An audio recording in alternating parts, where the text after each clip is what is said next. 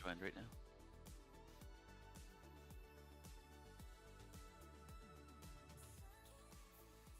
Okay.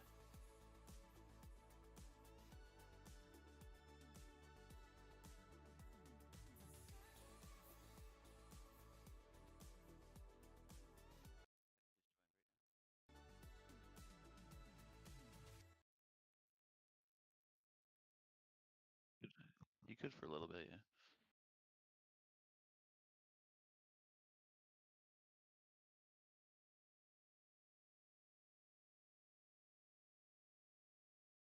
Okay. You haven't looked, you haven't looked at them at all? So the Garrison commander's like pretty straightforward. Nothing special. You know.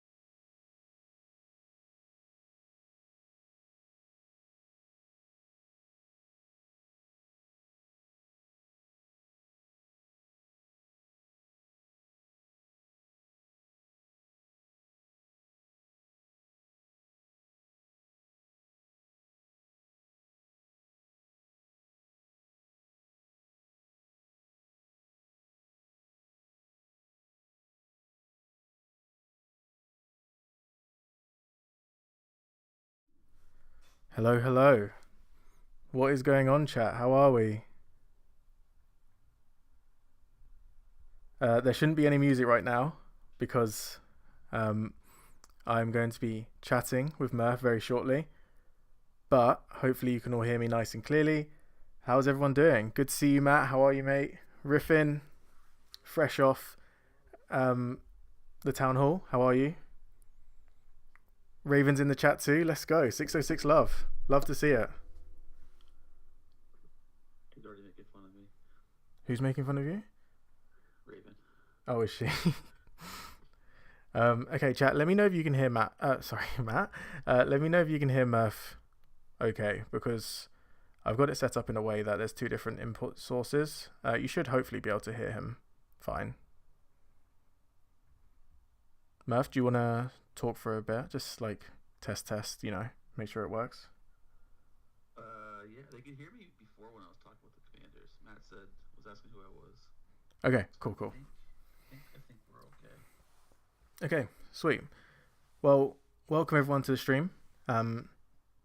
It's been I think like a week since streaming, so yeah, busy week. I'm very quiet.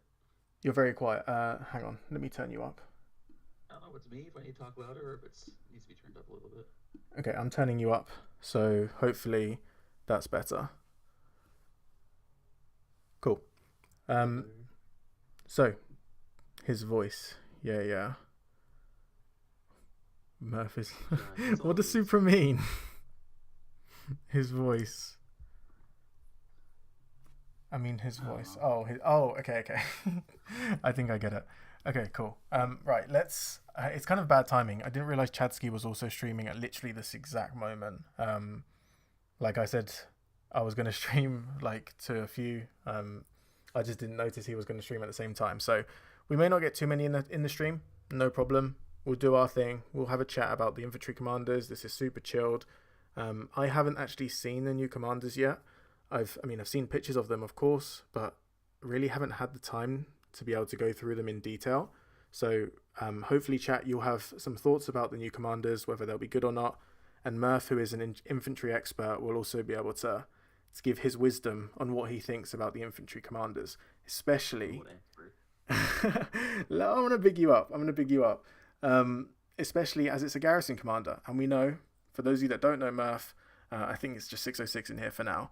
Murph is infantry, and we can say leadership as well, specialist, and in particular with garrisons. So if there's someone that is going to be excited about these new commanders, Murph is definitely up there. So without further ado, we have 2 new infantry commanders that have come out. I'm going to start off with the field commander. So hopefully everyone can see that on the screen, and that's clear for you all. If you need me to zoom in at all, just let me know. But Murph, let's get going with this guy. So this is Baki. Is that how you say it? Baki, yeah. Okay, Baki. I can't see anything on your stream, by the way, unless I'm delayed. But there it is. Okay. Yeah, it will just be a few seconds off. Okay. Sorry. Yeah. Murph's voice is still low. Okay, let me turn up Murph. Well, Murph's on 100% actually. I need to yell. I still want to put my mic too close where it's like almost like you can hear me breathing. That'd be weird. Actually, I've got an idea. Okay. Murph, try talk now. Yes. Okay, that should be much better. Should be much better because I've got it from the same input as the music now. Okay. Okay, so chat, just let me know if Murph's voice is better. I should have made the adjustment now. If it's too loud, let me know. We'll get the balancing right. Okay, cool. So this is the new commander, Baki. Well, I wonder what his nickname's going to be. BQ? Sounds like barbecue. Yeah, that's what Chatsky was calling us, BQ, the deity of death, which is a pretty cool nickname. That is a cool nickname. Conquest without conceit is the key to continued victory. Infantry, versatility, and smite, which is really good to see. Oh wait, I've gone full screen so you can't see. Sorry, I need to get out of that. It's really good to see more smite tree commanders because it's obviously the troop type that's specific to infantry. And what's this? Chad sent me to tell you to keep streaming for a long time so he can raid you. Oh, bless him. I appreciate that. Let's see how this goes. I mean, we've got a lot to talk about. And new commanders are super exciting. And Riffin, I don't know if you're around. If you wanted to join the VC to chat as well, feel free, mate. You should have access to the VC. Sounds better than you now. Okay, that's a good thing. We want to hear Murph's voice. Hey, Wally, welcome to the stream.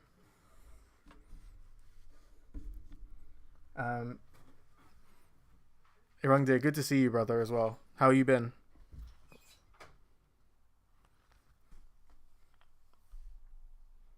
Okay, so Baki, the new infantry commander, and this is the field commander out of the 2. So he'll be available.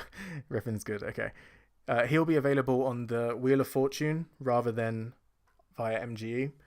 And taking a look at his active skill to begin with, so he deals AoE damage. Firstly, Murph, AoE as an infantry player, this is music to your ears, isn't it? Yeah, I mean, of course. Everyone loves AoE. You know, the fact that it hits 5 people is massive. Yeah. So. Yeah, absolutely. And it's smite again. Wasn't too sure they do skill damage or smite damage, but it looks like they're sticking with the smite damage. So. Yeah, and should be strong. Yeah. And the fact that it's 5 enemy troops, I think people often they forget about that. They see AoE, they get excited, but the number of commanders that actually do 5 troop AoE is really not that many in Rock. So the fact that it's doing 5 troop is great. So it's going to do a lot of damage to a lot of troops. So it's smite damage up to 2,400 damage, and of course. That gets reduced by 15% for each target. 2,400. What do you think about this damage factor, Murph? Is that good enough for the current meta? I thought it'd be higher, but I mean, Arthur's like 3 people. This is 5 people, and then the next part, you know, you get some extra damage as well with the next part of it. So I mean, it's still gonna hit very hard, and just the fact that again it's 5 people is gonna be it's just massive. Yeah, and maybe later on in the stream we can run the numbers for exactly how much damage this is going to be dealing. But for sure, 2400 is not bad for an AoE. I mean, if we just hide him from the screen for now, and we just look at some of the other commanders that we have that are considered as the meta. We won't look at single target, but if we look at Arthur is 3 targets in a fan, and that's 2800. So it's slightly more damage factor, but it's 2 less targets.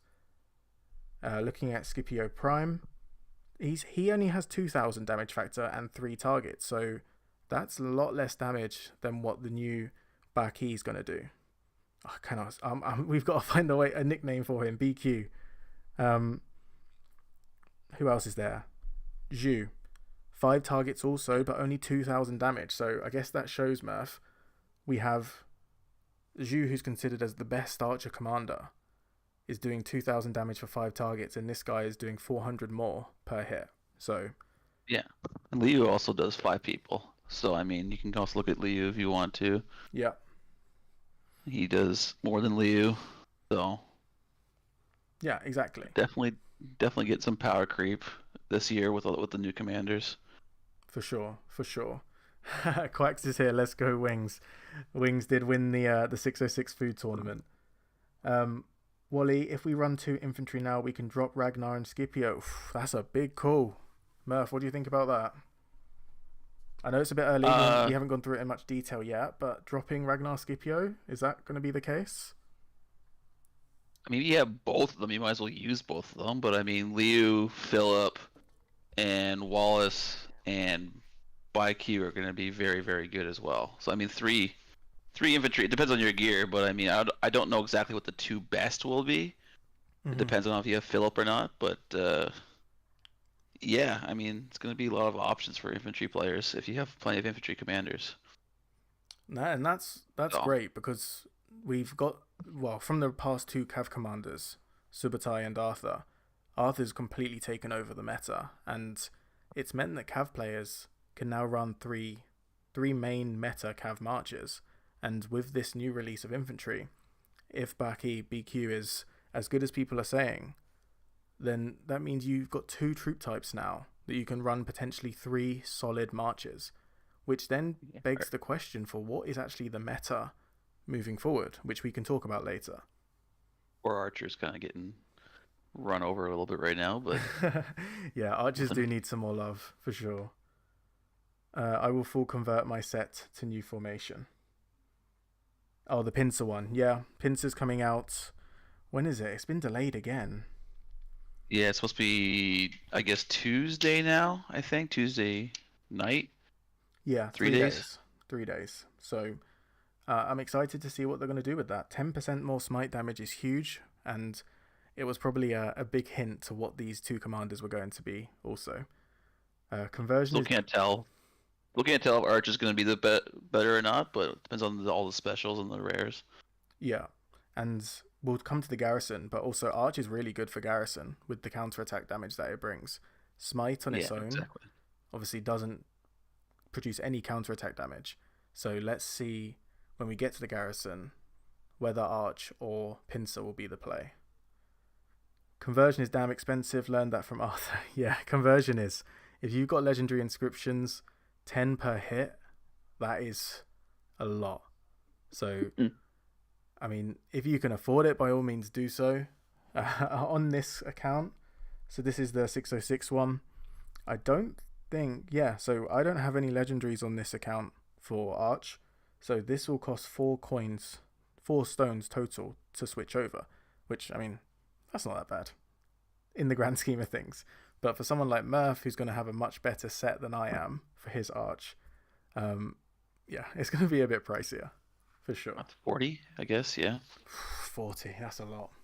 But it is a lot. Destructive, you may not have to worry about that anymore. Yeah, we'll at least leave it on Garrison. I'm still thinking Arch will be the best play for Garrison because of the counterattack. Mm-hmm. Because the new Garrison, I don't think has really any counterattack whatsoever. So. Okay. Well, we'll get to the new Garrison and we can chat about him. Where is the picture gone? Okay, so picture's back up. And we haven't even finished the first skill. Just the AoE alone, 2400 damage is a great start. Then we look at the damage increase. So each target has a 30% chance to take 15% extra damage. Now, that's quality considering this targets 5 enemy troops. So, is that pure all damage, or is it limited to one in particular? I think it's all damage, right? It doesn't specify, so I would guess all damage. 15% extra damage on 5 marches. Now, there was the Mina skill before, for those that recall it, that increases the damage taken by, what was it? It was 30%. If I just hide the picture again. So 30% on his 4th skill. And this is doing 15% for 5 targets on the field. Now, that's huge. If AoE is firing off, man, these murder balls are going to be dying even faster than they already are.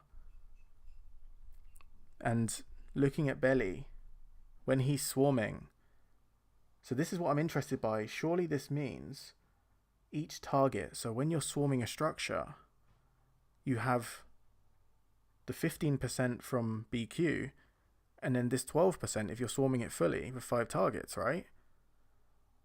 So that becomes a given if I'm reading that correctly. Mm-hmm. So yeah, man, that in itself, active skill, quality, great start. Yeah. Sorry, I was bringing up the skills and looking at it myself. I didn't realize initially that it was all damage. I don't think a lot of people have realized that yet, that it doesn't specify a damage type, that it is just all damage in general, which is pretty crazy. Yeah, so I mean, he's already, just from that, like, he's meta on the field, no doubt. Yeah, easily. That means from the skill itself, right? From the active skill, Riffin, yeah. Okay, so first skill, great start. Second skill. This commander's infantry units gain 20% march speed. Now, this section doesn't get enough credit. 20% march speed for infantry is huge. We know infantry are super slow, so to be able to get 20% march speed is a great start. 10% health is nice. Probably could be a bit higher, but of course we don't want this commander to have everything and be completely broken, so 10% seems a bit fair. And then 40% attack, which is huge. So from that skill alone, Murph, 70% of stats. That's nice. Yeah, and I mean, when it comes to infantry, you take health when you can get health, right? Yeah. Because normally they'll throw like a 20% defense in there or something like that, not health. So health is nice. March speed obviously is great to have. A lot of the commanders have march speed now, so hopefully that helps in a lot of different ways. And 40% attack, especially with smite, is awesome as well. So just basic good stats. Yeah, 100%.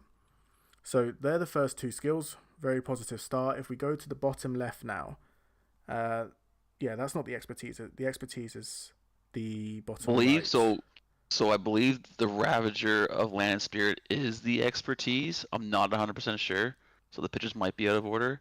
Oh, really? I think Martial Culture is the third. Blood upon... Oh, maybe not. I don't know. When Chatsky did his video earlier, he did the Ravager of Land Spirit as the expertise, but it's hard to tell. Maybe Martial Culture is the third, Ravager is the fourth, and Blood upon Blood is the expertise. Because it's a little confusing, because if you read Ravager first, the malice doesn't make any sense, and then if you read Martial first, then it makes more sense, if you get what I mean. Okay. The reason why I'm questioning it is when you look at the borders of the images, Blood upon Blood has a more distinctive picture. Like, you can see the frame around it is more prominent. Right. But usually they would put an expertise skill next to the expertise skill. So I'm finding that a bit strange. But we'll go in. Yeah. We'll analyze it in order, so we don't miss anything. I see Grey Worm in the chat. What's going on, mate? Welcome. One shot Habibi. Good to see you, mate. Long live the Cav main. Always. And congratulations on KVK. I don't think I've told you yet. Is he meta? Hey Lucas, welcome to the stream. Yeah, I mean, we've looked at two skills only, but I'm almost certain he will be. Okay, Ravager of Land and Spirit. If this commander's troop is attacking another troop on the map, their troop gains 10 stacks of the malice effect whenever it uses an active skill. So as you said, Murph, what is the malice effect? Yeah, so that's why I was trying to. It's the pictures are weird. The malice is just. I'm trying to see if they should read martial culture first or not.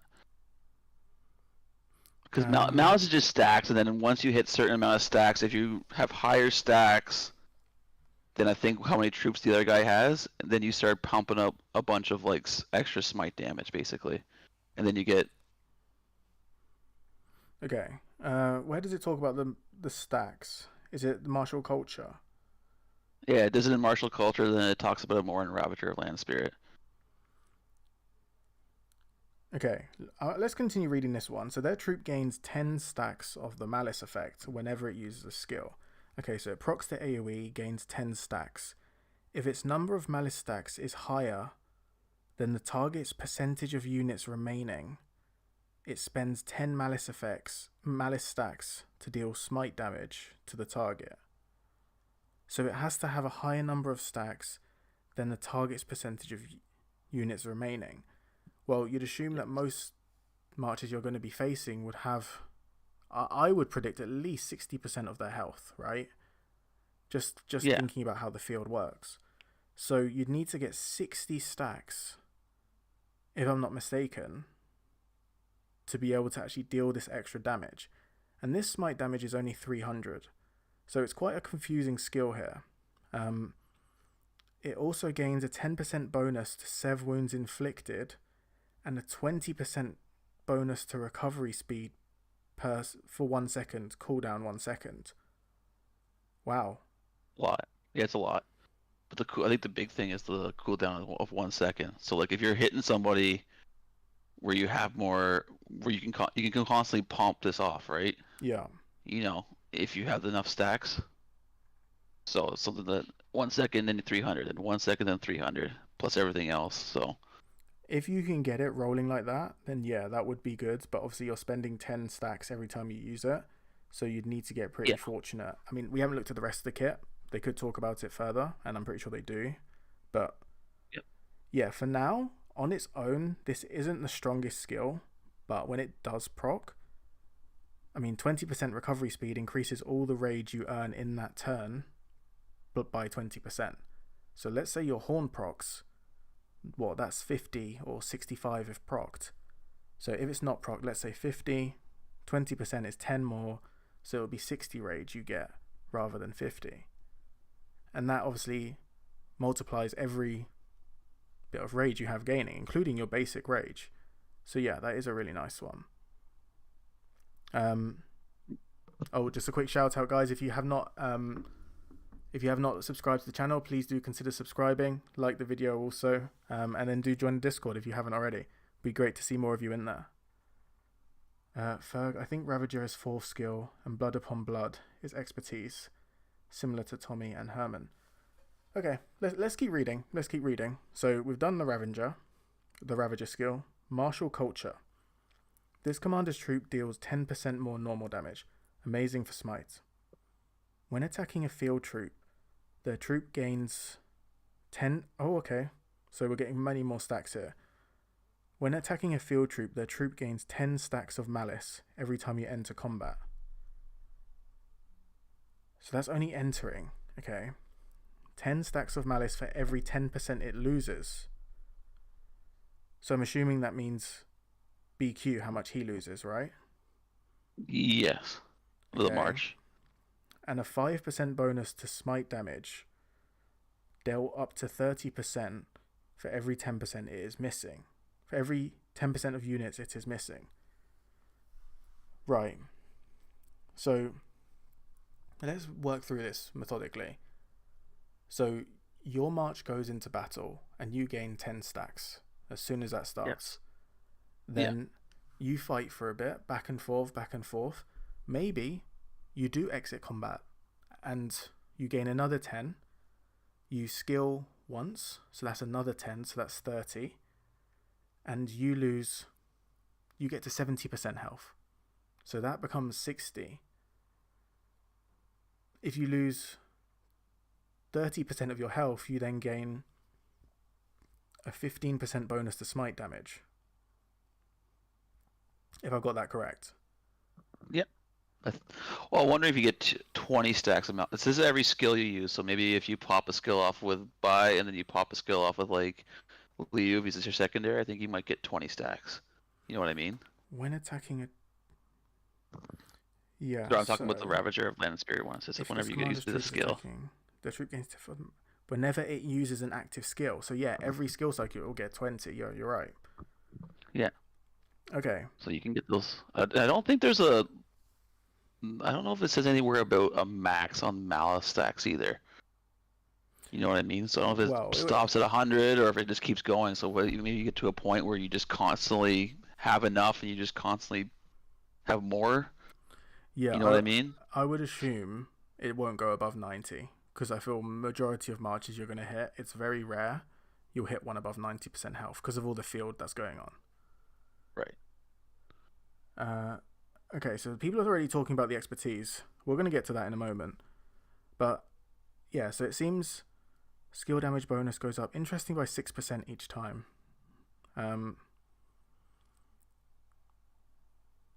What is that max? Oh, okay, got it. I'm following. Okay, so solid skill. One that we can probably discuss a bit more. But let's go on to what should be, I think, the expertise. Blood upon blood. If this commander's troop is on the map, so that includes rallying. After severely wounding 400,000 enemy units. This is very specific. It gains a 5% bonus to normal damage dealt. So I'm assuming... I wouldn't say hitting 400,000 is that easy, right? No, it's not. I mean, how many people are coming back after field fighting and saying, "Oh, I gave out 400,000 sebs to somebody or while I was fighting." It almost never happens unless you're going around killing farms or something. Yeah, so I'm just looking at some random ARC reports, and obviously ARC reports are not going to be as telling as an actual field fight, but these ARC reports are barely getting 60k. And, I mean, this is a very, very good drone march. But where I see this being more of a factor is rallying. 400,000 for a rally is significantly more likely, in my opinion, than on the field. And for only a 5% boost, that feels very low. When reduced to 50% units remaining, it deals 60% more damage and takes 30% less damage for the next 6 seconds. That's huge. But the thing is, for field, it's kind of, like, talking bluntly, it's pretty bad. Because when you get down to 50%, your marches, the impact it's going to have is minimal. So I'm not really a big fan of that. But for rallies, massive. Even though it is only for the next 6 seconds. When reduced to 15% units remaining, it deals 100% damage and takes 50%. Okay, this is a very interesting expertise. It's literally, and Murph, you'll know what I'm about to say, like our friend Leonidas. Yeah. So his one is when it falls below 10%, it deals 400% more damage. But what is very interesting is what the best thing about Leonidas was that when it gets so low, when it dies, because it's taking significantly less damage and dealing more damage, the sev wounds you get when it sad faces isn't as high as other marches. So maybe that's going to play an impact here, where you get to 15% units remaining. Because even in a rally, 15% is very low. By the time you get to that, it's almost like game over, right? You're not putting out a lot of damage. So I'm assuming it's just to reduce the number of sevs it's taking, because I really struggle to see the value in that skill. Yeah, one shot saying it's a typo maybe. If they said 40k, 40k would be much more realistic, and then I'll be like, wow, okay. So it seems like it's a march you really want to have on the field more often. Hey, Fake. How's it going, mate? Good to see you. So, hmm, interesting. Murph, what are your thoughts on this expertise? How do you rate it? Well, I mean, the 400k thing, if it's true, is kind of useless, honestly. Unless again you're rallying, but I don't know how much you're going to be using him for rallying because he's got a couple skills stuck behind the field troop only thing. Mm-hmm. And as for the other two skills, I mean, I don't know. It's hard to say. Some people are saying it's just a commander you go in, just throw in there, and he can be a tanking march, put as much damage as possible out, and just keep throwing him out there. But When reduced to I 50% never really, units remaining. I never really got a chance to use Leonidas as it is. That was back when he was starting to get out of meta when I first started playing the game. Oh, okay. But it's like I don't know, and it only lasts 6 seconds, right? Yeah, So it's it's like really not a lot. What did Leo's last? Leo's was for the 10. next 10 seconds. Yeah. Now you get it twice. Leo only had one buff. You get the two buffs because you get the 50% and then the 15%. And they last 6% seconds. But it's hard to judge because, like you kind of said, it's like once you get down to that low of troops, it's like how much damage are you actually even doing, even with those big buffs? You know, Yeah, honestly, it's like okay, for the field, real talk, this skill sucks. Like yeah, 400,000, you're not gonna. If it is 400,000, you're not gonna be dealing that much, and if you do, you're gonna get that once, like one in every big war, a report where you're getting 400,000 units severely wounded with a field march. So that 5% normal damage dealt is exclusively for rallies. When reduced to 50% units remaining, your march is almost useless at that point. You'll probably back and forth it a bit. So you do maybe one turn of more damage and you take less. The next part, when reduced to 15% remaining, 15% is actually, what's the point at that point? Many people just send their march home. They don't even fight when it gets to that low. So that really is a moment where dealing 100% more damage is utterly pointless. Taking 50% less damage, similar to Leo, is going to reduce the severity of the report if you like to sad face. Beyond that, I don't really see much value.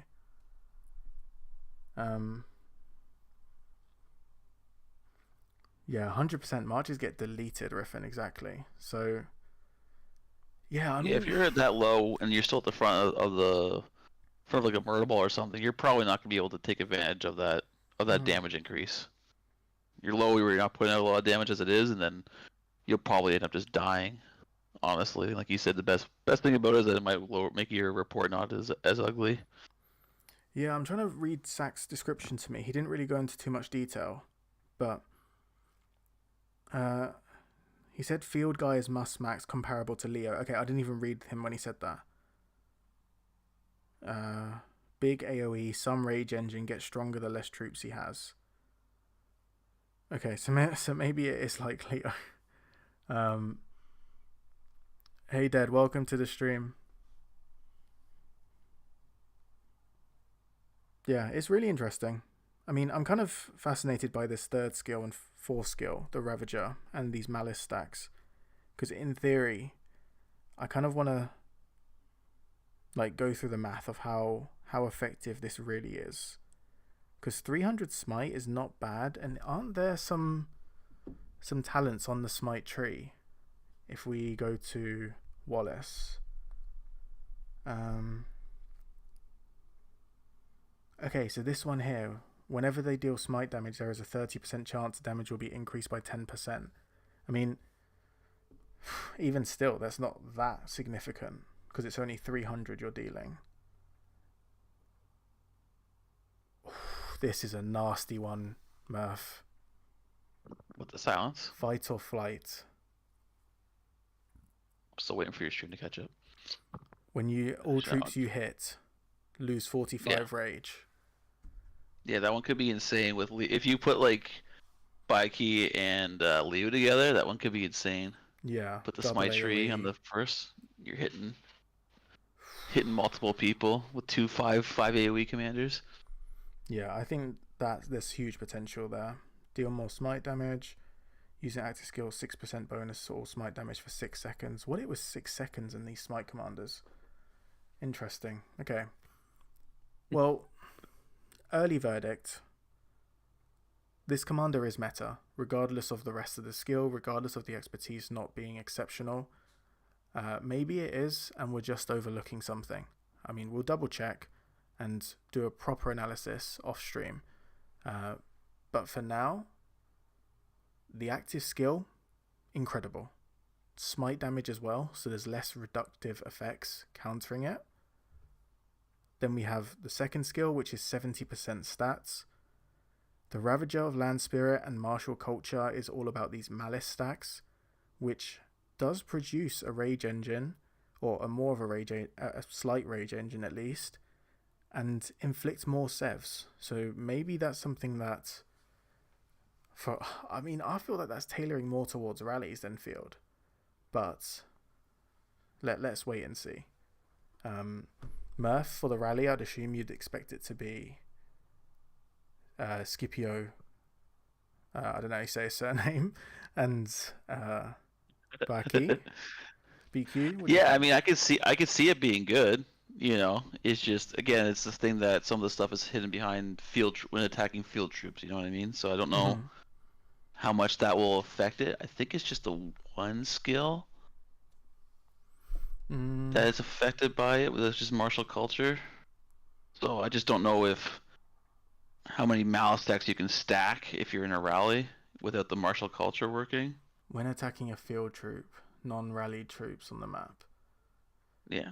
Yeah, interesting. But, I mean, just great damage, and again, it's going to come down to we'll be interested to see what these inscriptions are on the new smite formation too. Yeah, agreed. Because the new smite formation with this guy in Scipio could be just insane damage, where it doesn't matter if you're missing some skills. Yeah, I think that's more than likely. Is he a must swarming max or anything like that? Is he a must max? I think he is. I think every player in the game will want him purely for the first two skills. Taking less sevs is also amazing on the field. I mean, that's the thing that drains kingdoms fastest. So, yeah, that's always a plus, even if it is slightly less. We need to wait and see. And let's see how these stacks stack up. Like, will that effect trigger more than not? We have to wait and see. But he's going to be on the wheel. Now, yeah, it is interesting when you analyze him. I think you just have to have him for the AoE. Like, that active, 15% extra damage on 5 marches. It's one of the strongest actives in the game. Full stop. Yeah, easily, if not the strongest. Because it's 5 people. If you're comparing it to other 5 AoEs, yeah. Yeah, it's honestly kind of giving me Guan vibes. Like, I know Guan was silence, but you saw how Guan's one skill was essentially carrying him for, like, how many generations of infantry, right? Like, yeah. This guy can be almost similar. Like, he has amazing stats, an incredible first active skill. So, yeah, I'd expect to see him in every lineup. Okay, we've looked at BQ. Let's take a look at the other one. Right, let me make this a bit bigger so we can see. This is the Garrison commander. And I'm probably more interested in this guy because I want to know if he's going to counter my Subutai. Which, don't get me wrong, I'm a very biased player when it comes to Cav, and I love Subutai. But currently, there's not really that much of a defense against him if you do not have an artifact. There is some pure Garrisons, Constantine, some even use Wallace. But is this guy going to be the main counter? Okay, I'm going to pull it up so I can see a bit clearer. So this is Tokugawa Ieyasu. Let's call him Toku. Okay. Taco. Not Taco. So this is Toku. Infantry, Garrison, and Smite. Life is like walking a long road with a heavy load.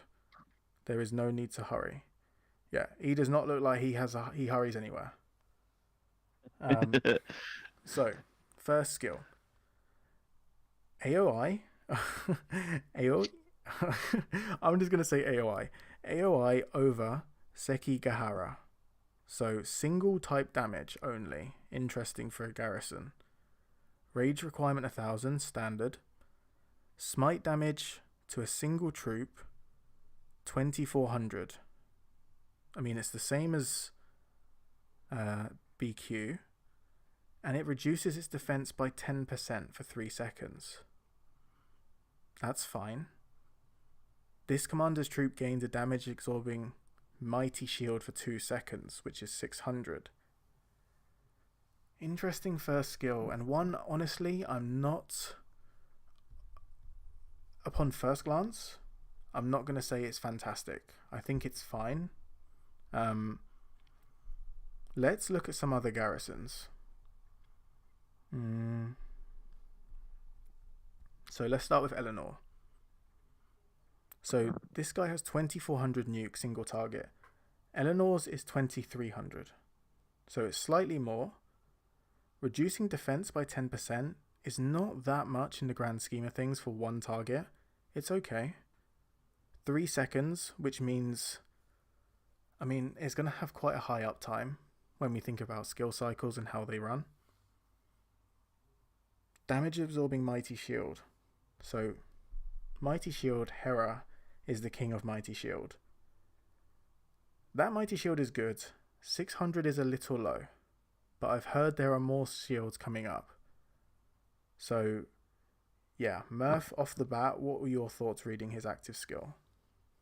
A little underwhelming, I guess. I thought that might be a little bit higher damage, but I mean, if you combine the 2400 with the 600 mighty shield, then I mean, it kind of equals up to close to 3000. So yeah, I could see that. You know, they love their single targets for garrisons. Unfortunately, I was hoping for AOE, but you know, nothing that really blows you away, though. Honestly. Yeah, to begin with, I would agree. I think it's fine. Comparing it to, I know it's difficult to compare directly with other commanders. So if we're looking at Gorgo, so Gorgo is dealing 2300, so slightly under again. For the next 3 seconds, though, they gain 10% more normal damage, 10% bonus to counterattack damage, and takes 20% less skill damage. So you know, almost certainly, Gorgo is going to be primary, and Toku will be secondary in a pure infantry garrison. How long has it been since we've had a pure infantry garrison? How long? It's been a while since we had a pure anything garrison, honestly. Hera's been around because it makes it so nice on Hera. You know, but she has that 900 rage requirement, which you don't really ever see, which makes her better. Lots of people honestly don't talk about that enough, but that's a really, really positive thing about having Gorgo as primary. Yeah. So but I think the defense tree in this situation is going to be a lot better than the smite tree as well. Okay. For Garrison. Yeah, that's a fair point. Cool. So moving on to the next skill. Mikawa Bushi. Sorry if I'm butchering these names. Whenever this commander's troop launches a basic attack or a counter attack, interesting, so that's going to be very frequently as a garrison. The infantry unit has I don't like conditional stat boosts, has a 25% chance to gain 30% attack for 4 seconds. And then they also gain 10% march speed and 10% defense. March speed, fine for a garrison, not that important. I guess for Arc it helps a bit. And I guess getting into the flag helps a little bit. Defense is very low, but infantry has lots of defense. It's a shame there's no health. But that first point, 30% attack. Now, that is going to be up 25% chance if you're being swarmed almost permanently. There is no cooldown mentioned, so I guess you can just treat it as 30, 10, 10, 50% stats. Would you agree, Murph? Yeah, I mean, for sure. It's still a little meh, honestly. 10% defense. March speed's pretty useless. Mm-hmm. And then 30% attack but it's attack, and it's just attack, right? So, I mean, it's nice, but it's, again, nothing crazy, nothing like that blows you away or go, holy crap, look at those stats. Yeah. So if we just take a look at Gorgos, this infantry commander gains 40% attack. So when you combine the two, 70% attack is huge. So that's not going to be nice to swarm. And then whenever they launch a basic attack, 10% chance to increase the target's normal damage received, which is a nice skill. So any other stat boosts, Gorgo also gets 30% health. So now we're going to look at the third skill, Nico Tosho. If this commander is a garrison commander, the garrison deals 10% more damage. Fine, that also includes counterattack damage. Whenever the garrison deals smite damage, 25% chance to cleanse slow, poison, exhaustion, or normal debuff. Now, before we go any further, we can look at...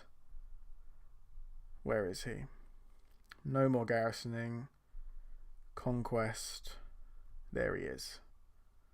Subatai's expertise. So Subatai is currently burning the target, and this is a special type of burn for 2 seconds, which means there is a 100% chance to take 20% more normal damage. What this garrison is essentially doing is cleansing that chance. So whenever it deals smite damage. So I think it's a good skill. it'll be nice, especially with the normal debuffs. So if you get a health debuff or a defense debuff from somebody, then you can cleanse that away as well, which is nice. Yeah, that's a good point. And if we go to Attila, what is Attila giving? So slow is not important. Poison. I mean, poison when you're swarming a target, that's huge. That's a really nice thing. Exhaustion. Is exhaustion Chandra? Yeah, Chandra is exhaustion. So that's health and defense. And then it gains one... Oh, we got stacks again. It gains 1 stack of the Tosho effect for 10 seconds. Each stack increases the health by 5%. Okay, so it does have health. Yeah, so you can get up to like 20% health. Duration resets whenever it gains... Oh, it even says on the description about Chandra's exhaustion skill. I missed that. Yeah. Okay, so this is a lot. 10% damage is fine. Not spectacular. Whenever it deals smite, so 25% chance, so every 1 in 4. So we're going to do smite damage. Whoa. Murph, this is where it can stack quite nicely, because every skill cycle, let's say it's going to be 50% chance if you're doing 2 active skills. Yeah. If we go to Gorgo, does Gorgo do any instant procs? I think so. When she gets a shield, I'm pretty sure. Oh, no, never mind. That she gains a shield. Oh, no, I think that was work with somebody else who got a proc if she got a shield. So whenever the garrison launches a basic attack, it has a 25% chance to deal extra smite. So yeah, whenever it launches a basic attack, so every single cycle, this is going to trigger at least once, right? And then good, yeah. And then yeah, so you can get to 20%. Launch a basic 10% chance. Okay, so when you then pair it with... Oh, you'll use the defense tree, not the smite tree. Okay, so you have 3 chances to be able to do this. So let's say it's about 75% every cycle. Getting 20% health, not a problem. Okay, now we're going to go on to the final 2 skills. It's nice in general, though, just because you get 30% with Gorgo, too. So now you're getting 50% health, which is always nice to have when it comes to infantry. So that's 70% attack. And then, is it 70% attack? Yeah, 70. 40 and... 40 and 30. Yeah, you're right. Decent defense. Well, infantry's always loaded with defense. And what did you say? 50% health? Yeah, if you get the full stacks from the new guy, plus Gorgo has a flat 30% when she's garrisoning. Okay, got it. Okay, cool. And then we have Nagashino Gambit. If this commander is a garrison commander, whenever the garrison receives a buff, it has a 50% chance to gain another damage-absorbing Mighty Shield, which stacks with the active for 1200. Cooldown 7 seconds. So every cycle, he's going to be having 1800 Mighty Shield. How does that compare with Hera? Sack did post a comparable in Warlord's chat between the two commanders. I forget. Yeah, there it is. I'll just screenshot it and send it to you.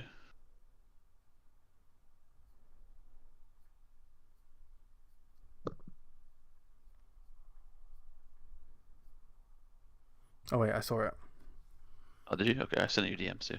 Okay, so let's save this, and if we can get this up on the stream so everyone else can see. So image. Okay, that should be visible now. Oh, it was, and then it's disappeared. Hang on. Give me a moment. Okay, there we go. So we have this comparison. So new guy is what Sack calls him. Even Infantry doesn't even give their names. This guy. So Hera is doing. So he has a 1200 shield to begin with versus 600, and then Hera gets a 400 shield, whereas this guy gets a 1200 shield. So in total, it's slightly more, right? 1600 versus 1800. Yeah. But this one is conditional. What's Hera's one? If this commander's troop has a shield whenever it is hit. No, that's not it. Whenever this troop uses an active skill, it gains a mighty shield. So that's not conditional. I mean, it is, but it's not chance based. You're always going to do your active skill. Yeah. So this new commander, whenever it gains a buff, it doesn't give itself. Does that count when it gets health? Like when he gives himself a health buff, you mean? Yeah, does that trigger it? I honestly don't know. I mean, it makes sense if it gives you a chance to trigger it because you're giving yourself a buff. Yeah, I don't know if it buffs you as you get the buff, though. That's the question, right? I don't know. Does Gorgo give buffs? Like conditional ones? Yeah. Gorgo's active. Yeah, she gives a bunch of different buffs. So with Gorgo, this guy is literally going to be getting that shield every single cycle without fail. Okay, so it's going to be active a lot of the time. Whenever this commander's troop launches a basic attack or a counter attack, it has a 15% chance, 30 if it has a shield, and it will most likely have a shield, to deal smite damage. 3 troops, okay, so AoE, but only damage factor 300. Oof. Murph. That is fine. I won't go more than fine. Works on the health buff, I guess, as well. So that's your other smite damage that can kind of give you a chance to get your 5% health buff. But this is a really interesting commander. Yeah, it might be like with all the shielding, it might be pretty good. But shielding's just weird for me, I guess, in a way to try and tell how well it will do against somebody. Or if maybe he might be really good with Hera, and you just get shields on shields on shields, basically. Yeah, it could be. Murph, what are your thoughts? Do you think this guy can... Do you think it's possible for him to outperform Subutai, knowing the damage output that Subutai can deal? What's your gut saying? At first glance, no. Okay. I don't think so. I don't think he does. I guess he bit tankier, I guess, but like all this, nothing of the stats are crazy. Him and Gorgo together maybe could do it, but I don't know how often we're going to be doing just a straight infantry garrison as well. Yeah, because then You know, at that point, if we go mixed, do we bench Gorgo for this guy? I don't know if we would. no, I don't know either, because I mean, it depends on how good the shielding is, right? Like the shields, amount of shields you would get between this guy and Hera is a lot, which might reduce a lot of damage you'd get, I guess. But I mean, Gorgo, I think in general is still probably better, but it's hard to tell with the shielding. I can't really picture in my mind how well he will be with all this shielding. Well, when you remember when Hera got announced, everyone was kind of disappointed and not like, oh, this guy's going to be meta. And it took a good while before everyone was like, damn, this guy is literally the next YSS. So maybe it's the same thing. Like Eleanor. When Eleanor first got announced, everyone was like, rubbish. Like, she's not going to be meta. But this guy, I feel, has a better case than both of those commanders did when they first got announced. I think. Yeah, I could see that. It's just hard with the shielding, right? If it was like all damage numbers, then you'd be like, oh, okay, but with the shielding, 800 mighty shield is a lot, right? So I mean, it could be really good, potentially. Do you know what is really interesting? That this guy doesn't have one much counterattack at all. He's literally just got the 10% AOE. Damage, right? Like, and that kind of like AoE, I guess, if you want to include that, but yeah, but like if you're full swarming this guy, it doesn't look like it's gonna hurt that much, especially if people are changing from arch to pincer, because you lose counterattack damage. And then the other thing is the lack of normal attack damage debuff or reduction. This guy doesn't have any. And his buffing stats, like I said, are very minimal. He doesn't really get much. The all damage 10% is kind of nice, but everything else is pretty lackluster for the most part. It really does feel like he's like crazily over dependent on his shielding. But that's not necessarily a bad thing. Maybe Hollow Square becomes meta with all the shielding synergy that has. Like, you never know. But this guy's gonna. I'd have to see shielding again, because I don't know how like stacking shields work. Would this shield, Hera's shield, stack if they like both proc close enough to each other, or does one take over from the other? Do you know what I mean? I'm pretty sure mighty shields stack on mighty shields, don't they? And I'm pretty normal shields don't. And normal shields stack on normal, but I don't think they cross over. They're almost considered two different things. Yeah, I wasn't too sure. Just again, it's hard to tell, honestly. Like you could sit here and say, oh, he's pretty meh, and then next thing you know, you put a rally into him and like Hera or him and Gorgo, and Subutai gets destroyed, right? So it's just like it's just hard to judge right now. I just find him pretty meh in general, just by looking at him right now. Yeah, I mean, I'm gonna quickly look at what Sack sent me, just to see if he said anything else. Sack's initial instinct is, for those that don't know, Sack is one of 606's, like, I'm just gonna call him a nerd, and he's an infantry main. So he says, Garrison guy, single target, lots of shield, instant proc AoE, cleanse as well, less anti-swarm than Hera but higher damage output. He thinks Gorgo and the new guy, so Gorgo and Toku, should beat Subutai. Now, the only reason why I think this probably could be the case is currently Subutai relies on Attila. And despite Attila's brilliance, Attila's not dealing, his DPS output is not high. It's slow damage, and that fits right into a shield. Like, the shield can tank that over time, whereas Subutai's nuke is ripping apart shields. It's completely different damage outputs. So, yeah, I honestly feel like that's where Attila goes down. but can it still beat it? I don't know whether a fully optimized one can. I feel like okay, my honest opinion is I feel like you're going to have to optimize pincer significantly. And in a 1v1, maybe on a pass, this Garrison and Gorgo can beat Attila Subotai. But the second you put swarming in the equation, I don't know if you'd want to use this guy at all.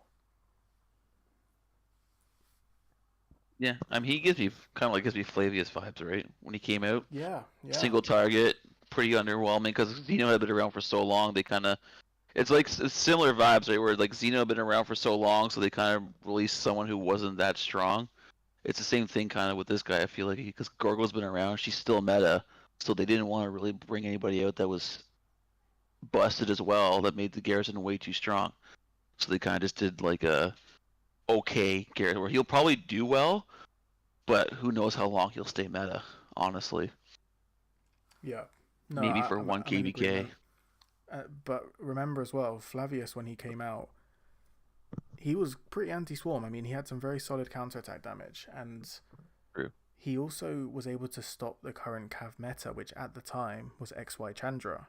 And that rally was like carving through everything before Flavius came out. So maybe it's just enough to be able to stop Subotai. But can it be archers? I don't know. Like when you include, I guess, the factor that Arch, if you stick with Arch plus Gorgo brings in lots of counter swarm, that still might help the counter swarm situation.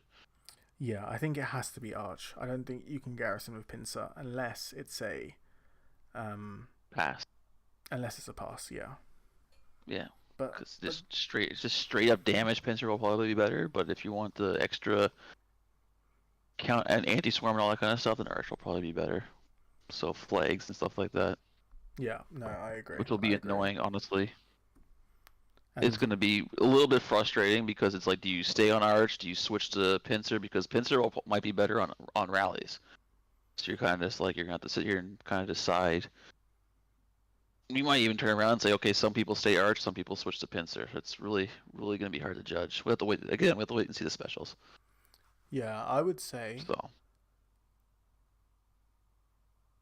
For infantry mains, it's going to be a similar situation to Cav, in that your meta for Cav is Delta, right? Like, having Arthur on the field is absolutely meta. And with Delta. But you can say that for infantry, Pincer is going to be meta. For field, absolutely, you need to have a Pincer set. But with the current Cav rally, I think it was Chadsky's testing, and Dav's also done some testing on this also. Arch performs better than Delta because Attila's not really benefiting too much from Delta. So then, yeah, maybe it's the same case with infantry. Like, but the thing is with infantry, they're both smite commanders, so they are going to both benefit from Pincer. But yeah, I don't know if it all comes down to how much damage you're going to be doing with the specials. Like if the damage, like the straight up damage you get from Pincer outweighs Arch, then it's probably worthwhile, even if you lose a bit of counterattack.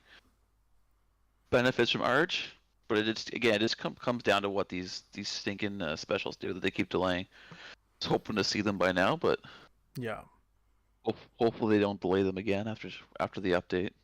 So they keep delaying the update as well. Yeah, it would be good to know that, because yeah, I'm not sure what they're going to be like and whether they're going to be suitable at all for Garrison. But I think it's going to be a similar situation. Garrisons will probably want to keep Arch. Field are going to want to use Pincer. So I'd expect for infantry, just like with Cav, you're probably going to need 3 formation types if you want a Garrison. But for Cav, it's more if you want to rally. You have 3. So yeah. Why they got to make it complicated? What, to have 3 for? You can't just leave everything as Arch. Don't bring in Pincer. Yeah, but remember, not everyone is Garrison, all these right? options. So like, for field. No, I know, but Arch is still good for field though. Outside of destructive. Yeah, it is. Maybe that top left inscription for Arch or for Pincer is so significantly stronger than destructive that it makes sense to change over. Like for me, I will probably change over to pincer just because I have no interest in garrisoning or rallying with infantry. My smite march is purely for field, so I'm hoping pincer gives more buffs. Well, 10% already is higher than 5%, isn't it? So yeah, I mean 10% alone is nice. I think it's the first time they've done something at 10%, like that high of a number. yeah, It's good kind of point, actually. We surprising can that they check went that. 10%. Okay, let's get him off the screen. Archers 5, wedges 5, So echelon maxes out at 5. 5-5. V formation doesn't have anything. Yeah, 2% less damage. 10% is for gathering speed. March speed, damage. Yeah, 15% march speed for staggered. 10% combo. So Delta was the first to put it in. Was Delta 10%? I thought it was 5. Yeah, it's 10. Oh wow, I swear that was 5%. Okay, I mean that's why they did honestly, it then. I'm a Maybe bit so I'm surprised, guessing. but I feel like I haven't noticed that this entire time, despite having I Delta. swear it was 5%. Has it I could always have been sworn 10? it was 5%. I don't know. I'm curious about that now because I'm pretty sure it was 5. But we weren't really looking at Delta a lot up until recently, so So with it those do being ninja 10, things. So I guess that makes sense now that why the pincer's 10%. yeah, absolutely. I think when I first saw 10%, I was like, damn, they're really buffing Smite here. But if combo's also getting 10%, yeah, I get it. I do get it. It I'm makes a lot of guessing sense. maybe we'll get like a 10%. Maybe we'll get like a 10% true damage formation for archers if they want to keep going true damage. You know, I mean, Yeah. I think they should just leave it. I think they should just leave it at skill damage. But if they're going to this 10% thing, then maybe we'll get a new archer formation as well with the next commanders. Because they seem to be kind of lined up with the new commanders in a way.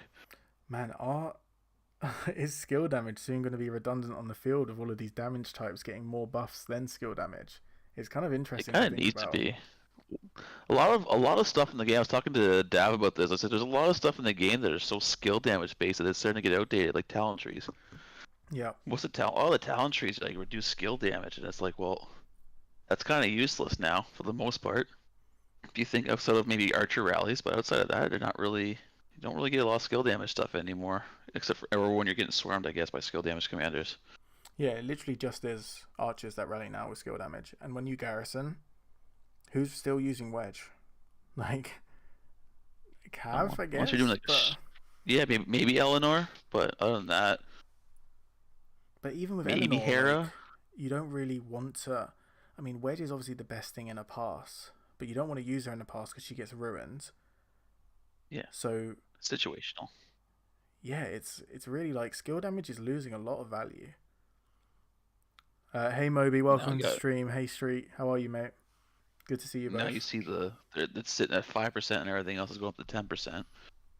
Yeah. So it'll be interesting to see if they completely veer away from skill damage, or maybe they'll come back to it, maybe give it a little bit of some buffs or something. But oops. So when we're thinking about our field march composition, right?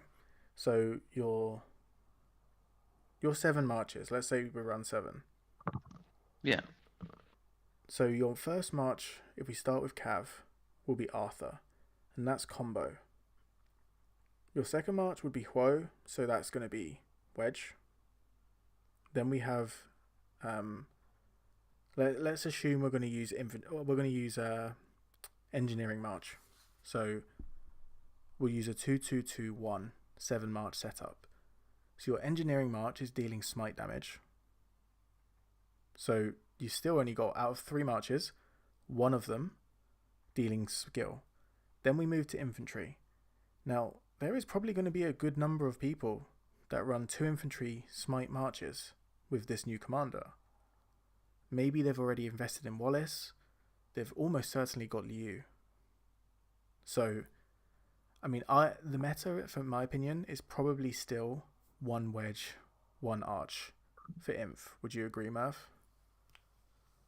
If you're doing 2 marches, yeah. I mean, I would say, I would guess the 2 best marches will be Ragnar, Scipio, and then Baki and Liu, with all AOE. So Wallace. So then you would have benched. 1 wedge. What's that? Wallace would get benched. Yeah, I mean, I'm not saying Wallace is bad. He could probably work really well, but if it's just two field and you want to do all AOE, then those will probably be the two best ones, right? Because then if you bring Wallace in, who do you bench? No, I agree. Right? So like, because you're not going to bench Liu, obviously. I don't know if you want to. I mean, Ragnar Wallace is not going to work at all. I mean, maybe Scipio Wallace, but not really great there. So you just do. I feel like Ragnar, Scipio, and then Liu, Baki would be the two best infantry merges.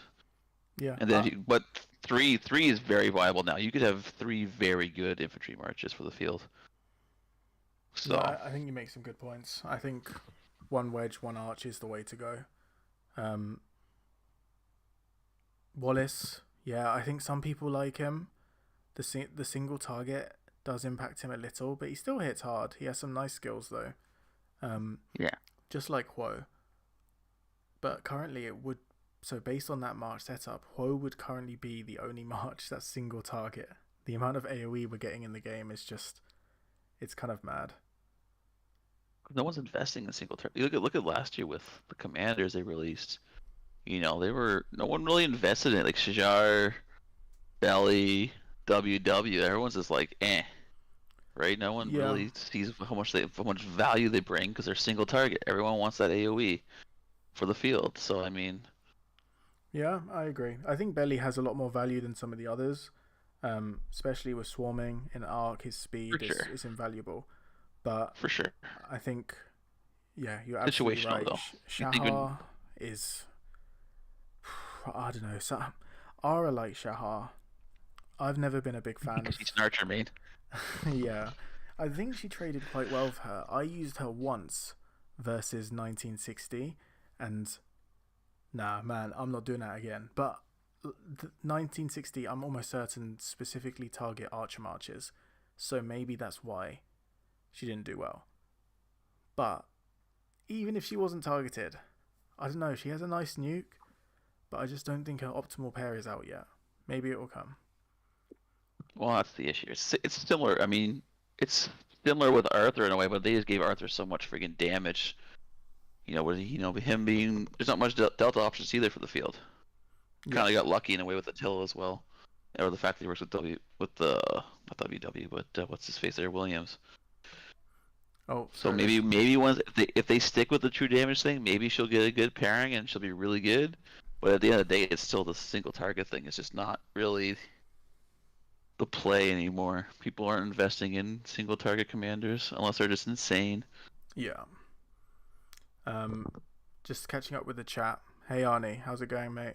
What's better, Arthur Phillip or Arthur William? Arthur Phillip in the field is probably better slightly, but Arthur Phillip, Phillip is so versatile, isn't he? You can use him with anyone. So I would probably use Arthur Phillip. I've used Arthur William and he was amazing, but see how Phillip does for you. I would probably say Phillip is slightly better because the main difference is the instant proc AoE. But I would be interested to see. I have no direct focus to invest in Phillip right now. I won't put any universals in him because William did so good with Arthur. So, yeah, I would say if you have them both, probably use Phillip. One shot, we don't like Shahar. Yeah, I've heard SeaWorld does not like her. But maybe there's a change in the future that brings her potential, as Murph says. I'd expect there to be. Hey Ren, welcome to the stream. Good to see you. Murph, Moby has a question. What would the three best infantry marches be in your opinion? He's right. Basically, Liu, Phillip, in my opinion, because I think Liu's expertise works extremely well with Phillip. And then QB with Wallace. I don't know if Wallace would be better as a primary or the secondary in that situation. And then Ragnar Scipio. And the nice thing about that too is if you don't have Phillip, because you didn't have heads or whatever in its leadership, then you can still rock Liu Alex. So you can do Liu Alex, QB Wallace, and then Ragnar Scipio. And that those will be three very good field commanders or marches. Mm-hmm. So would you say Phillip is essential to run three archers? Three infantry. Like, No, like I just said, like because like Liu, with that current 3 setup, you can do Liu Alex, and also everyone oh yeah, people sorry, know Leo like Liu Alex. Alex. Yeah, Liu Alex is so well. So I mean, if you don't have Philip or don't have the heads to invest in Philip, then you can rock Liu Alex and still do those 3. Then QB Wallace. I'm guessing QB and Wallace will be very good.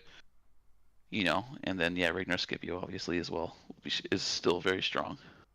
It is interesting, isn't it, how both Cav and Infantry can now run 3 main marches, and you don't even need Philip. Like, when you reflect on it, I thought you would need him for Infantry, but I forgot about Alex.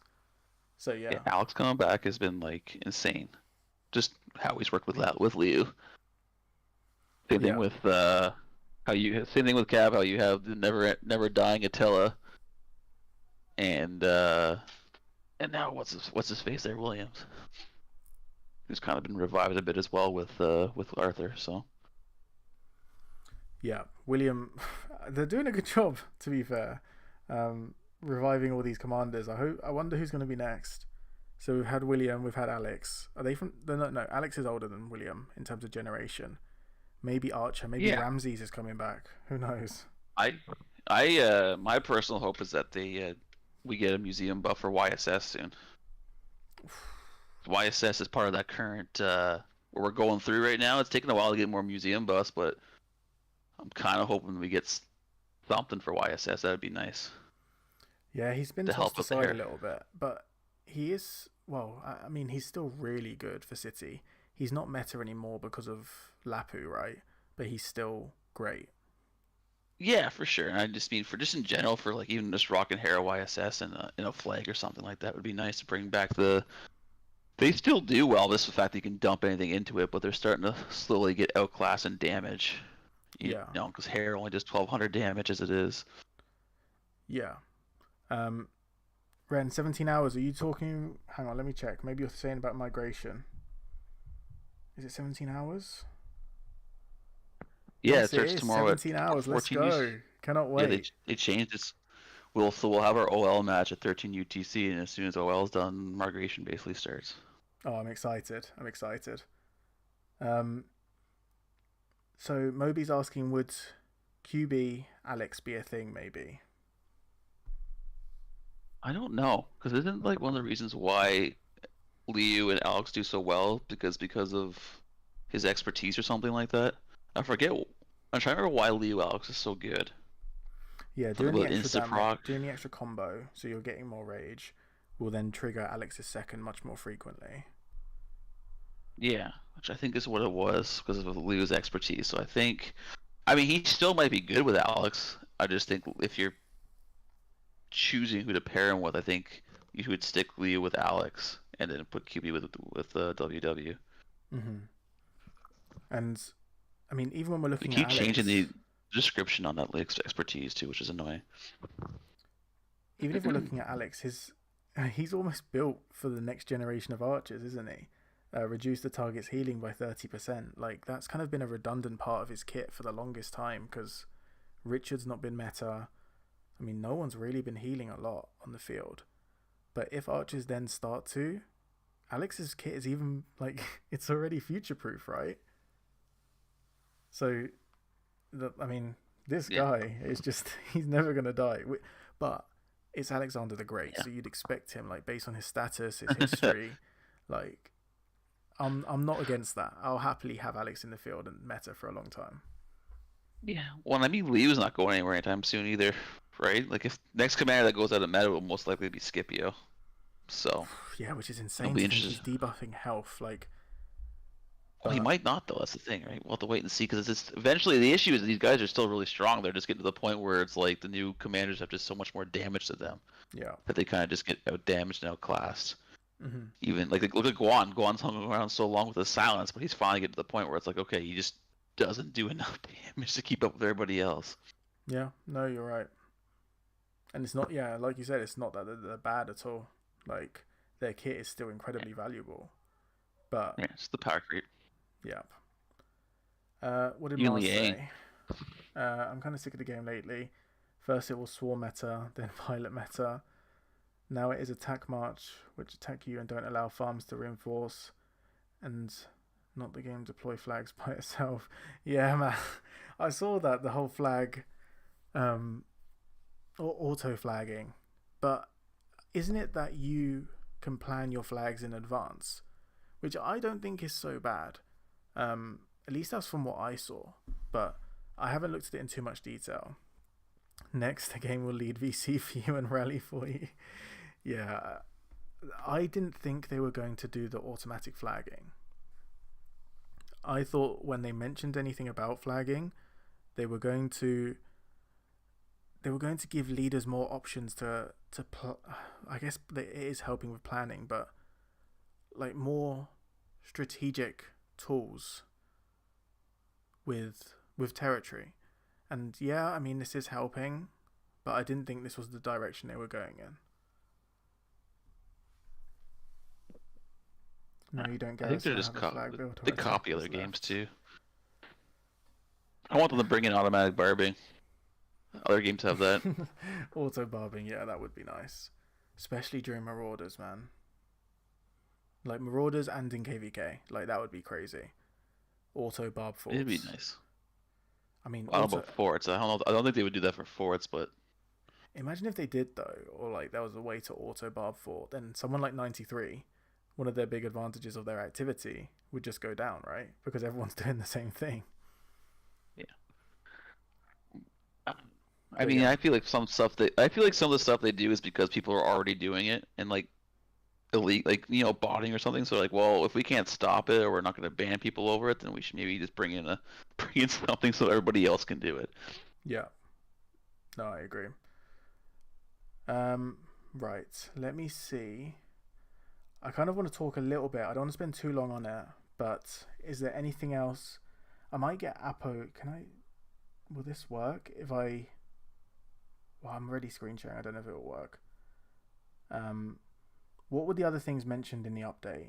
Like I've got Apo's video that he filmed from Crystal Tech changes, which is pretty huge. I think. Changes. I don't know how specific they were, but I saw a mention saying that you can skip certain tech now. Like if you don't want siege tech, you don't have to do it, and you can still focus on and it won't stop you from starting like other tech. You know what I mean? Where it's like, oh, you have to have siege tech at 10 to do this. Really? Is that what they said? I think that's what I saw on a picture or something like that. Okay, hang on. I'm going to save this and then get it to the stream just so we can take a look at it. Okay, I see what you mean. Okay, I'm just going to save all of them and then we'll get them up on the stream together.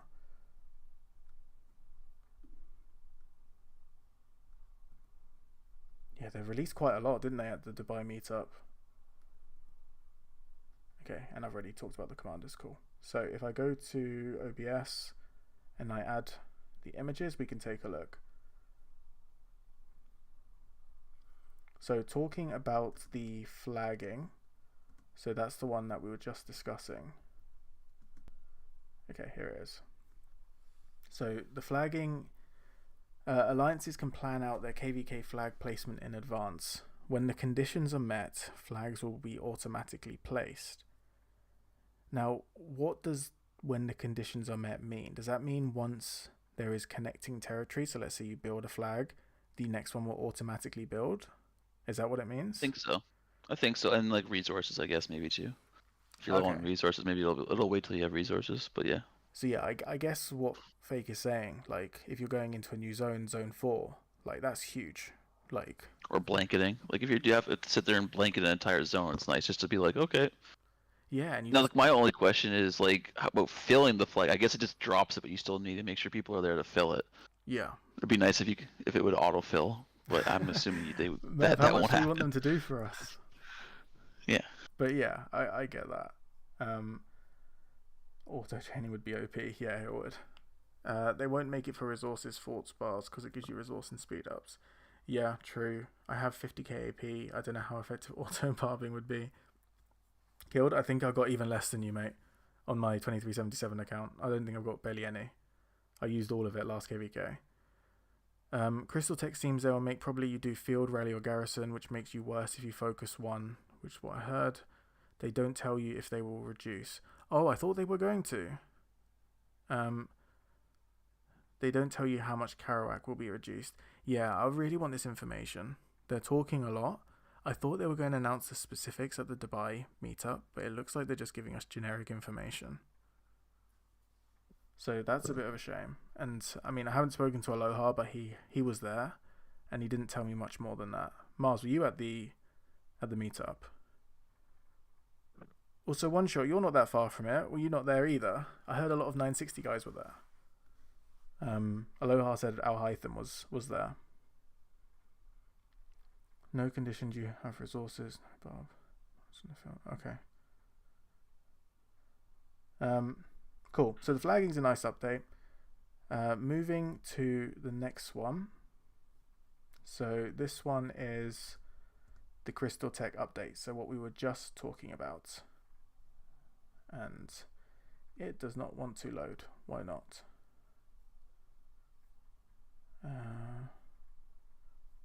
Give me a moment.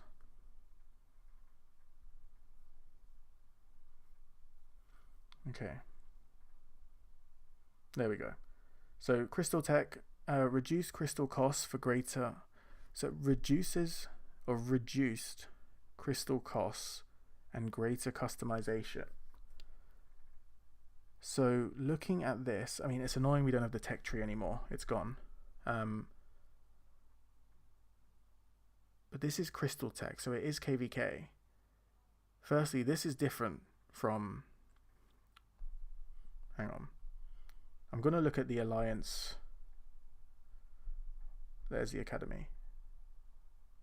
I didn't even know what this is. What's an idle research queue?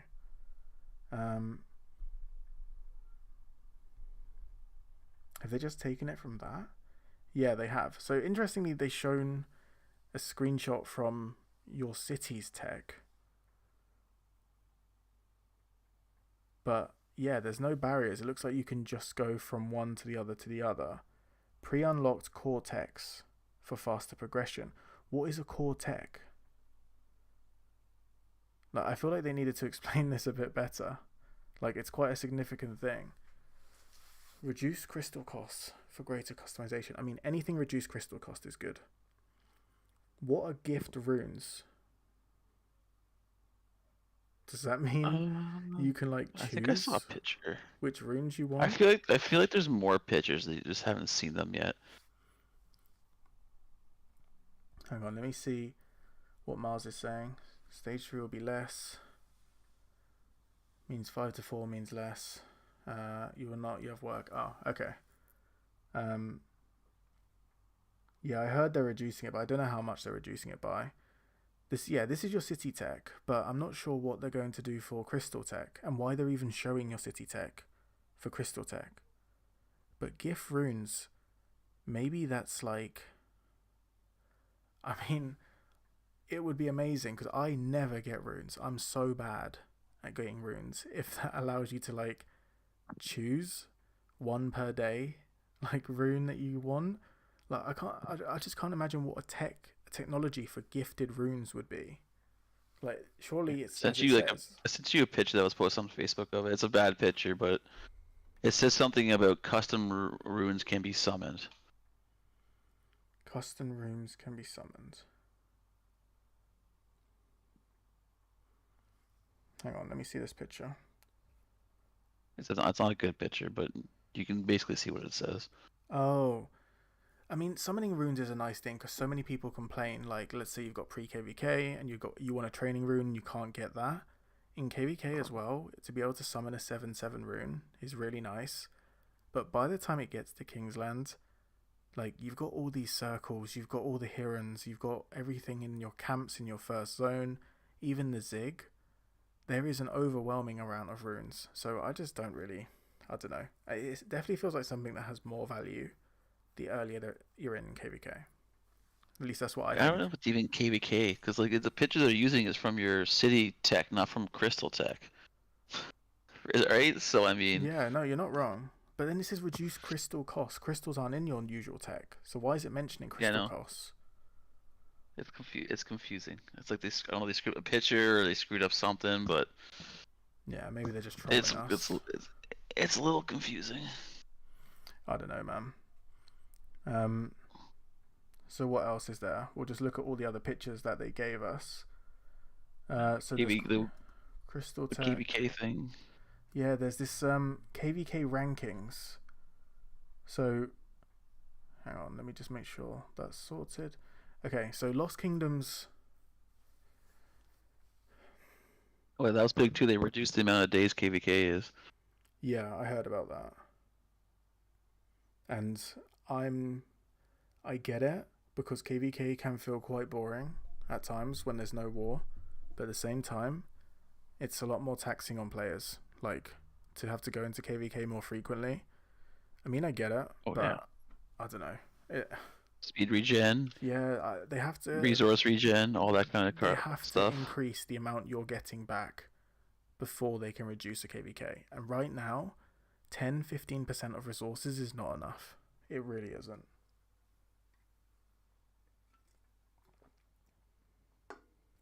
Mars says, players won't be playing KVK as much as before. They will do the cross-kingdom KVK, since you get most of your dead resources and speed-ups back. Yeah, that's Mars, I was thinking about that as well. I was thinking, like, for Diplo, it's going to be a nightmare. Like, so many people are going to want to play that cross-kingdom KVK, because you don't lose much. But what's that going to mean for normal KVK? Like, are there going to be significantly less kingdoms registering? That's going to kind of suck. But what you get back though is insane. Like 50% speed ups back and all that, and like all the resources you get back. Yeah, that is amazing. Pretty nice. If it's the same rewards, then I mean, like, it would be pretty nice to do. I'm interested how the team update will work if you're doing it cross kingdom. Well, that's the other issue. You get people, you'll try to get into something. The next thing you know, you get people stacking allies or something. Yeah. So there's this new KVK rankings or ratings. So you can earn ratings based on the total number of kills and deads. Lost Kingdoms can get ratings. I mean, I don't really care, to be honest. Like, with all due respect, you kind of know which KVKs are good and which ones are not, for the most part, right? Lost Kingdoms rated. Oh, what this next bit? They'll unlock better quests in the Hall of Heroes. Interesting. Better quests. Maybe get more troops back. That could be quite a nice thing. So next part. Oh, complete these quests to earn gems, resources, speed ups, and an increase the percentage of deads units returned to you. Okay, that's quite nice. Gems. Those king's buffs. Nice. I don't really care about this ranking thing. Like, that doesn't bother me. I don't care about seeing that on the menu. But yeah, getting S plus or S just to get more things like speeds and more dead back. Yeah, that's cool. Yeah, that's a good change. Depends on like how much you get back, I guess, right? Like, but I mean, if it's significant, then it's gonna be really nice. Yeah, Mars. If it's 50 to 51, jeez. Just for getting to S or S plus, that would be a bit of a joke, wouldn't it? But even like not even that, but just get some sort of speedos back. Like you get like 100 days back or 200 days back. I'm sure that'd be massive for like free to play players and stuff like that too. Yeah, it all helps. If you can get like 5% of your speeds back or something, that'd be pretty awesome. And we were just talking about this next one, right? This is the new KVK here. Well, it's not even KVK, is it? It's just the new kind of Kingsland. Yeah, Kingsland. Supreme Strife. So, Battle Vote Countdown. It looks like there's 8 camps. Cross Kingdom teams, skill customization, huge resource refunds. Enjoy the mayhem of a pure KVK experience. Now that does sound fun. It does sound fun. Yeah, Mars says if you get 10, you're lucky. Yeah, I don't know what Lilith are gonna do. Yeah, well, I mean, it's based on what you use, right? If you got someone who uses like 1,500 days, and they get 100 back. I mean, that's pretty solid in general, I guess. Yeah, I'm interested to see how this one will play out, and who's actually going to go for it. But like, the resource refunds are nice. The mayhem of a pure KVK experience. I mean, no forts. Oh, this will be 960's dream, right? Like, they'll go for this all the time. But will it become a factor where, like, I guess it is just saying, okay, right, we have this group of players we want to fight some other people. You can pick whoever you want in all of Rock to try and beat us or something. Like that could be quite cool. But yeah, I kind of feel like this maybe might ruin the kingdom experience. Like currently, I really love that factor about the game, and you're always fighting together with your kingdom. You're going into war versus others. But this one, I'm not certain of. I feel like it might impact that negatively. I don't know. That's just my thoughts. One shot. This one has crystal. Don't tell me this one has crystal tech too, does it? I don't know. I can't tell if he's being serious or not. Mars did say it's only supposed to last 8 hours, maybe. So it's like a limited time thing. Oh, 8 hours. That's nothing. If it's true. I mean, I'm not gonna lie. After last KVK, an 8-hour KVK actually sounds fun because you can have a life, and I think many people are complaining, at least from what I've heard, just how time-consuming KVK is. Like 2377 versus 1960. Man, these guys were fighting for like 20 days. How are you supposed to live your life? It's the pilot factor too, right? Kingdoms being on 24/7 because of the pilots and stuff like that. It'd be nice just to have like a straight up fight where it's like it's mostly people on their own accounts. Yeah, good point. Oh my god, imagine getting pilots for this. I'm sure people will. Bloody hell. If it is, Mars says, if it is good, forget about KVK, it'll be dead. Yeah, Mars, I think that will be the case too. Maybe they realise that big KVKs are no longer as popular, but it would be a shame to see them go, in all honesty. Like, I do want less time being forced into KVK, but every once in a while I think it is nice. And doing it with your kingdom as well is nice, but I guess you could do this with your kingdom. I just don't know what like the matchmaking or the camp sizes or anything like that is.